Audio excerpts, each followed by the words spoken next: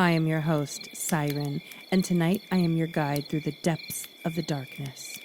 Pour yourself a drink, do some gardening, and curl up under the covers as we surrender into the abyss.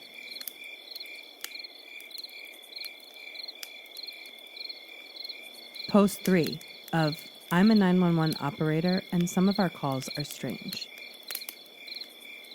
Hey, Kylie here. First things first, Allison and I are both still alive. Thanks for the tips and thoughts. It's been busy, so sorry for the late update. Secondly, to the prick that sent me the angry DM because he couldn't find me in Greenbrier, Michigan, wrong state, asshole. Someone suggested Allison should buy a gun. She can't really. She's only 19, so she can't own anything semi-automatic or a handgun in this state. But I can. I told the guy I wanted something that could handle a bear. I might have lied about a trip to Alaska, so... Anyways, after test firing a few, I settled on a 10mm gun. He called it a 2-stack, so instead of 8 shots, I have 16. I wanted something that I could use to protect us because we went right back to work. I know it sounds crazy, but Jordan insisted. And it makes sense. People still need to be able to contact 911. Chuck and Andy can only handle it on their own for so long. With Allison's parents still in Europe, she would be safer at the call center than alone at home. The police department had a cruiser sitting there as well. And I'm glad they did because this town is going crazy. Did you guys know that you can buy a gun, pass the background check, and then you have to wait 10 business days to pick it up? Not ideal when you're in a situation where you might be attacked at any moment. Luckily, I have friends. I won't say who, but someone's lent me a Glock and made me go to the range with him 3 days in a row before he would let me take it home with him, but it's better than the gun shop is requiring.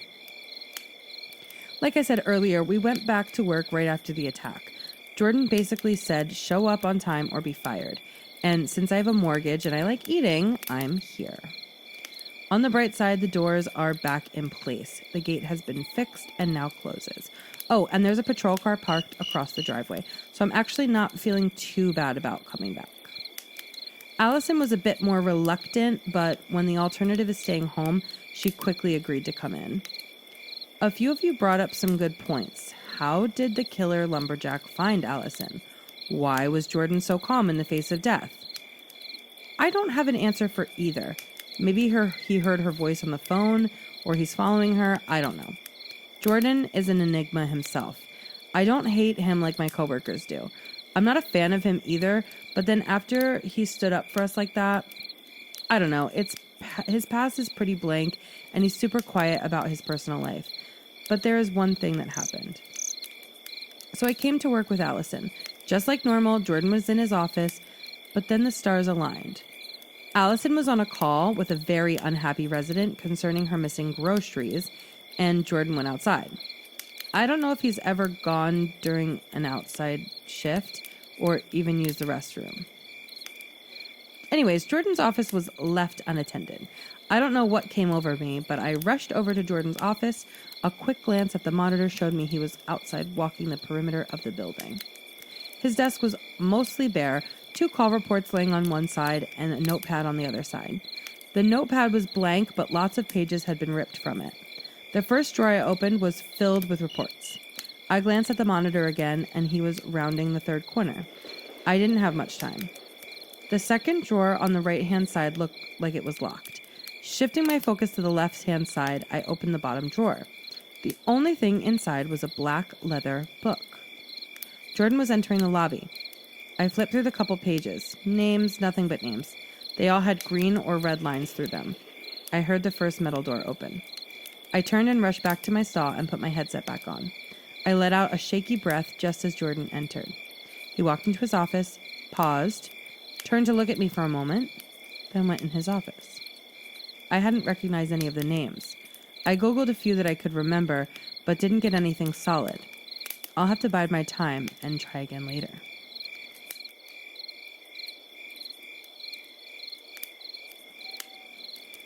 I would say I'm pretty friendly with everyone at Greenbrier PD and FD.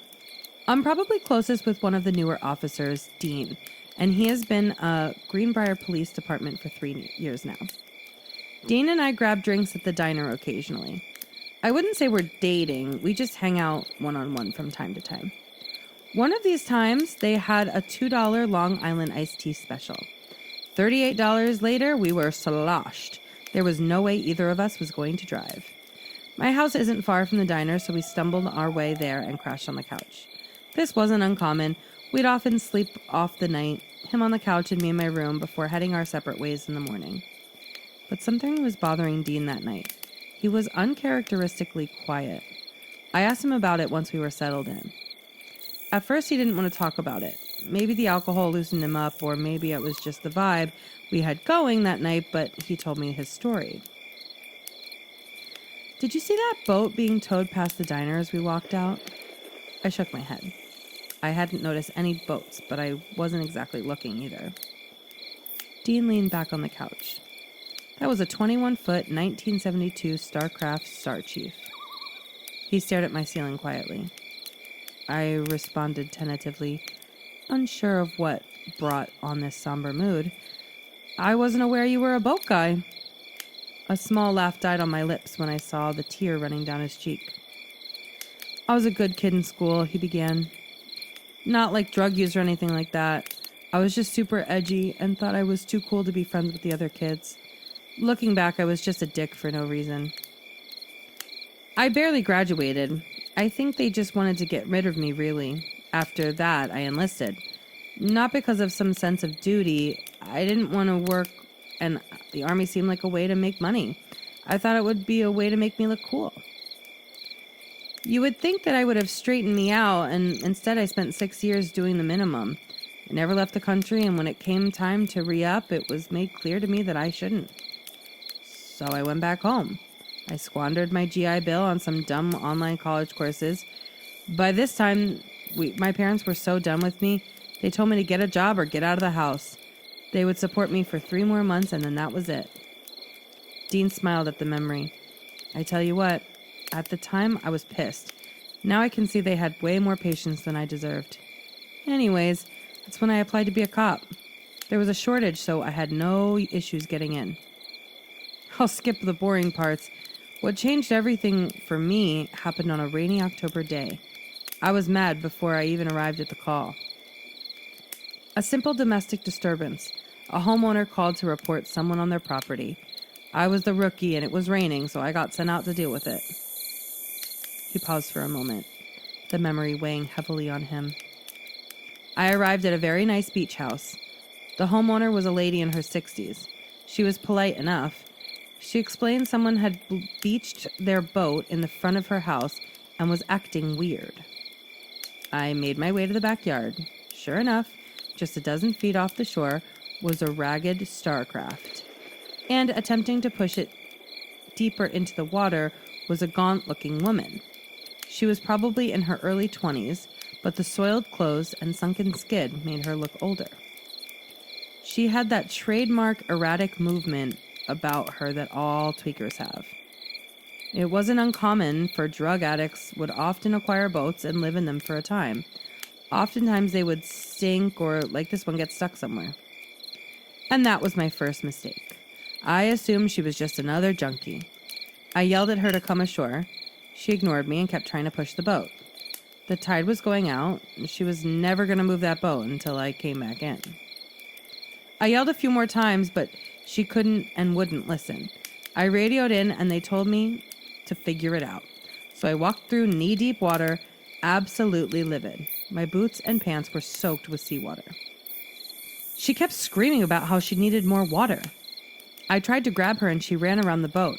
I chased her in circles a few times, cussing her out the whole time. She had this illogical panic about her. She kept pleading with me to listen, but I was done listening.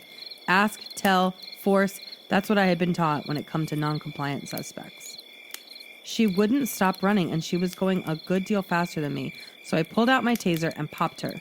She went rigid just long enough for me to grab her. It was like giving a cat a bath. She screamed and clawed. She begged for me to let her get back to the boat.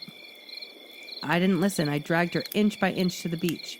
By this point, she was sobbing and begging me to let her go. I wouldn't. I threw her onto the beach, and I loaded another cartridge into the taser. I didn't need it, though. She lay on the beach convulsing, her eyes so wide and filled with terror I thought they would pop out of her head. Dean sniffed and wiped another tear. I had spent so many years fantasizing about being a hero, you know? I wanted to be the guy everyone respected, maybe even feared. I wanted to be the guy that stopped people from hurting others. Instead, I stood over the body of a terrified girl, and she died right there on the beach. Coroner said it was likely that fear induced a heart attack. She had been scared to death. I never got in any trouble for it. I wanted to. I got real low after that. I planned on leaving the force and probably leaving this life. But I didn't. I couldn't. If I left after that and after her death would have meant nothing. Instead, I started to dedicate my career and my whole life to helping people. Every day, I try and be the best I can to pay back that unpayable debt. Dean, surely you can't blame yourself for someone overdosing. Even if you lacked any empathy, it's still not your fault. He didn't look away from the ceiling when he replied. It wasn't an overdose, Kay. She had nothing in her system. No signs of any use at all. This town isn't the only place with weird occurrences.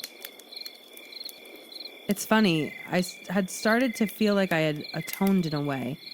Then that boat went past and all I could see were those dead eyes looking up. I don't know what unfathomable terror she was running from, but I wish I could have been there and taken the time to listen. We went to sleep after that. Dean drifted off with his head in my lap. I didn't want to disturb him, not after that trauma dump. When I woke up in the next morning, he was gone. I thought about our conversation. It didn't fit the Dean I know, but I had only known him the past couple years. Maybe the happy-go-lucky guy I knew really was a total dick in his past, but it wasn't who he was now. I don't know. I feel like this town pulls troubled people in.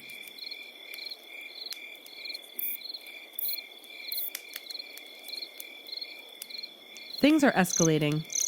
It used to be we would get a couple unexplained calls a month. Then they became nearly every week. Even when we got multiple a week, I wasn't scared. I always had that degree of separation. I don't have a safety net anymore.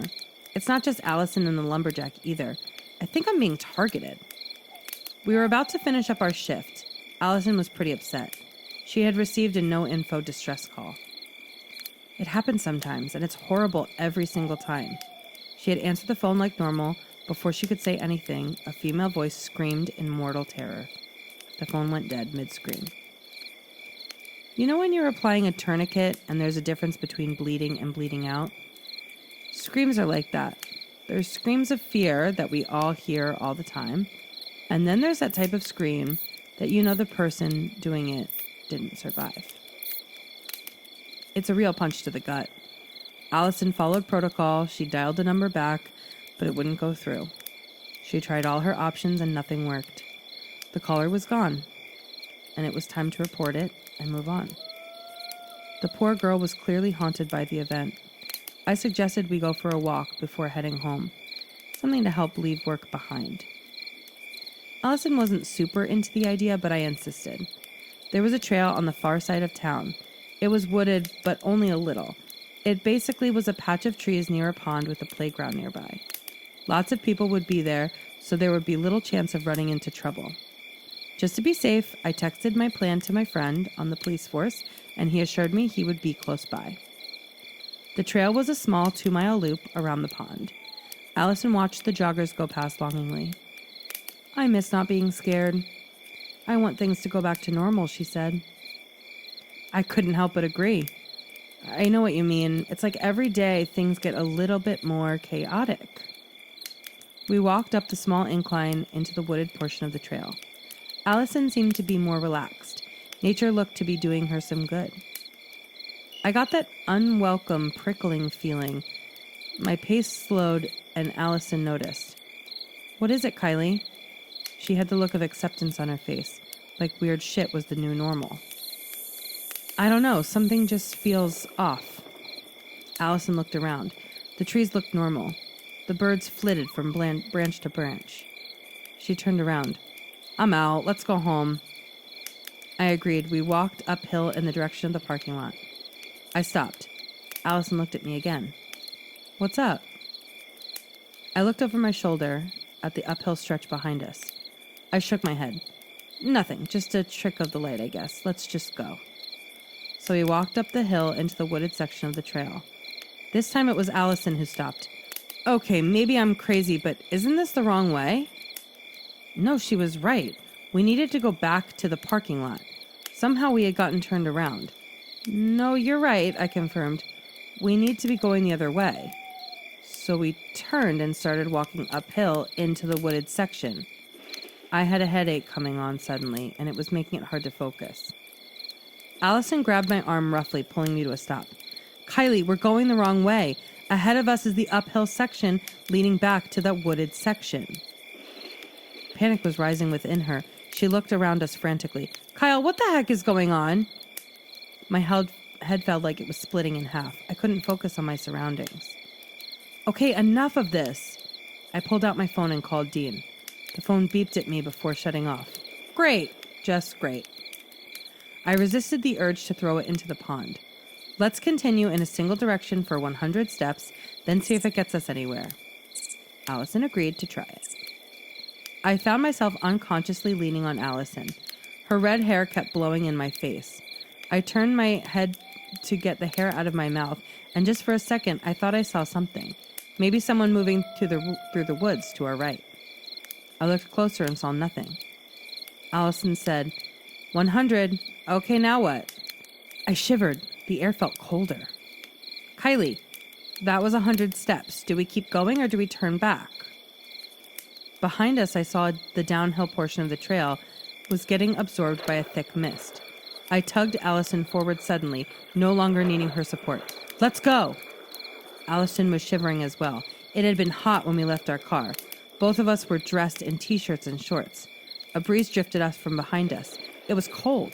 I gasped as its icy fingers dived into my lungs. Our walk had become a fast jog. Deep down, I knew the mist was bad. I could tell we didn't want it to touch us. Allison grabbed my hand and pulled me off the trail. I followed her as best as I could. We burst out into a small clearing. The sun was out again. Birds were singing in the trees. I was bent over, trying to catch my breath. Allison stood there soaking in the sun. In the lighting, she looked different. Her pale skin made her red hair appear to be glowing in contrast. When she turned to help me up, I almost recoiled away. For a moment, her eyes had appeared black. But they weren't. They were still the same dark brown as they were before. Look, said Allison as she pointed to a gap in the trees. Just ahead there was a playground. I could see and hear kids playing joyfully. With a little more caution than was probably necessary, we approached the playground. I could see our car in the parking lot next to it. Everything was normal again. No mist, no never-ending hills, no figure in the woods. We went straight home. I took a shower, and Allison picked Princess Bride from my movie collection. I'm still on edge. I contemplated calling Dean about this, but what would it do? Grabbing a blanket, I settled in on the couch with Allison.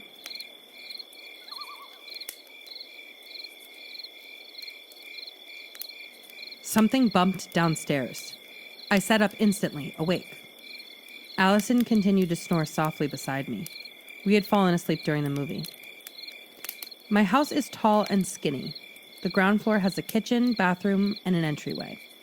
Upstairs, where we were, had 2 bedrooms and a small living room area. I carefully climbed out from under the blanket, doing my best not to wake Allison. She stirred slightly, but her breathing remained rhythmic. I wasn't sure if I had heard something, and I really didn't want to scare her with a false alarm. My bare feet moved silently across the soft carpet. I opened my bedroom door. I lifted up on it so it wouldn't squeak. On the headboard of my bed lay the borrowed Glock. Taking it in my hand, I checked for the glint of brass. It was ready to fire. I stepped gingerly onto the stairs, the sweat on my hand compromising the grip of my gun. The ground floor was pitch black. For once, I had forgotten the light on. The occasional passing car offered flashes of illumination. Blood rushed through my ears, creating an artificial roar in the silence. My heart beat hard as it set foot on the cool tile of my kitchen. Sweeping left to right, I checked the small house. Reaching from the front door, I tested the knob. Unlocked. I couldn't remember if I had locked it or not. The house was empty. I breathed a sigh of relief. Except for the basement. I hated myself for thinking about it. I had only gone in a couple of times in the years I had lived there, just to take out and put away seasonal decorations. I opened the door. The darkness below me made my unlit house look like a sunny day. It was as if existence itself ended just past my feet. I stepped into it. The old wood steps creaked with each footfall. I blindly felt around for a string that dangled from the single light bulb at the bottom of the stairs. Finding it, I pulled down. Click. The light came on. It's a dim, yellow light chasing away the shadows for a moment. The basement was divided into 2 rooms. The floor was dirty and damp, the walls and ceiling unfinished, exposing the inner guts of my home. The first room was empty and bare. I moved myself through it quickly. The second room was filled with junk from the previous owners, as well as myself. Stepping over boxes and ducking under various hanging items, I made my way into the room. The dust looked undisturbed. Finally, I could return upstairs and go to bed. The light turned off with a pop. I let out a little squeak of surprise. Clutching the gun, I desperately tried to make out anything in the dark. It was hopeless. But then I heard it. What sounded like the soft exhale of air. Dread crept up my back. Again, a soft exhale. Extremely close to me. I was sweating buckets. My legs started to tremble. The room is empty, I told myself. It is just your imagination. Exhale. Calmly walk back to the stairs. There's nothing down here, and if it was, you would fuck it up. The gentle caress of cold air on my neck shattered my bravado. I ran for the stairs, things crashing all around me. I scrambled over the idle items. I imagined the icy hands of some long, dead monster racing for me. I crashed into the concrete wall. Where the fuck are my stairs? My shin collided with something hard, sending a bolt of pain in my leg. I fell over, landing on my step. Frantically, I crawled to the top. Sliding onto the tile floor, I kicked the door shut behind me. I was a mess. My hair was filled with cobwebs, and my breathing was coming in ragged gasps. Stomping over to the kitchen drawer, I pulled out a flashlight. Next, I turned on every other light downstairs. I opened the basement door, flashlight in one hand and gun in the other. The room was empty, as before. With a false sense of bravery, I checked the rest of the basement. It was empty. It had been so real in the dark. I checked the ancient bulb. It was burnt out rather than turned off. Finally, after multiple checks, I settled down in my bed for the night, and it took me a long time to fall asleep. Allison and I are working nights pretty steadily now. Things are continuing to be weird. Just this morning, evening, night shift. So around 5 p.m. today, I was heading to my car to go to work when I noticed something. The neighbor's house looked off. The front door stood open. The paint looked aged. I would have guessed it was 10 or more years old rather than 2 years old. I hadn't paid much mind, but now that I looked, the driveway was cracked and the lawn a mess of tall weeds. The place seriously stood out on the street of manicured lawns. I didn't have much time to worry about it. The last thing I wanted to do was be late for my shift. Allison got in the car, and we made the short drive to the call center. The next day, I paid more attention to the neighbor's house. Someone must have reported them to the HOA because the place looked totally transformed. They must have gotten the work done while we were sleeping the day away.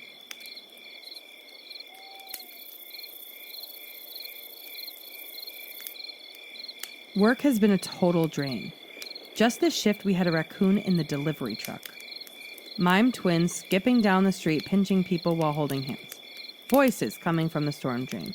And just now, a call from a parent that claimed a peeping Tom had been looking in their daughter's window. Except when the squad car arrived, they found the windows on the second floor with nothing near it. Unless he had a ladder that had left no marks or Spider-Man'd his way on the wall, there was no way that a pale-faced man had been grinning through the window. Regardless, there would be extra patrols in the area for the next 2 nights. Speaking of which, the police department hired 2 more officers. They were finally nearing strength again, and hopefully there wouldn't be any more bridge incidents. But that's not what I'm here to post about. Allison had to meet with the sketch artist at the police station, so we were driven to work separately. It seemed like the perfect time to just see how long Jordan stayed at work, and maybe see where he went afterwards. Sitting in his car was incredibly boring. I nearly nodded off a couple times. I was mid-text with Dean when Jordan finally stepped out of the building. It was 2 hours into day shift. In comparison, Nick never stayed more than a minute or two past his shift's end. Jordan walked north into town. I'd never noticed because he was always there before me and left after, but Jordan didn't seem to drive to work, not even in wet winter months. I would have to be careful trailing him. Honestly, he was the most boring person to follow. He entered the grocery store, and I stayed 3 lots away. He left with a paper bag. He sat on a park bench for a bit, looking at his phone.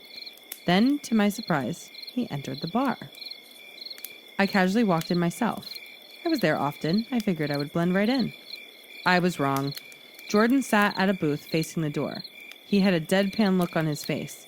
He gave me the come hither finger. I obliged. It was a polite thing to do. I sat across from him. Before my butt had made contact with the seat, Jordan spoke. "What are you doing, Kylie?" I shrugged, trying to be cool. "Just going about town, came in here for a drink. What brings you here?" Jordan's eyes bored into me. "Would your actions today have anything to do with you looking at things on my desk?" I suddenly felt too warm. I knew I was blushing and it sucked. I could never lie very well. "I needed a pen," I lied. Jordan looked annoyed. "Cut the crap, Kylie. Are you with them or just dumb?" I was both insulted and confused by his question. "Screw you, Jordan. You and your dumb book of names." I stood to leave and he grabbed my wrist. It hurt. "Watch yourself, Kylie. The best thing you can do is get out of here before things get bad." I ripped my hands free. I stared at him as I massaged my wrist. The front door banged open loudly. 2 men in buzz cuts strode in like a pair of roosters. Their military look might throw some people off, but nearly half the residents in Greenbrier sported buzz cuts as boys and ponytails as girls. And they all drove nearly identical Tahoes, Explorers, and Chargers without tabs on the plates. It was kind of an unspoken bit of knowledge that they all worked at the building in the woods, even if they denied it when they asked. Jordan stood and stepped past me. This close, I noticed he hadn't shaved today. His entire appearance was a bit more ragged than normal.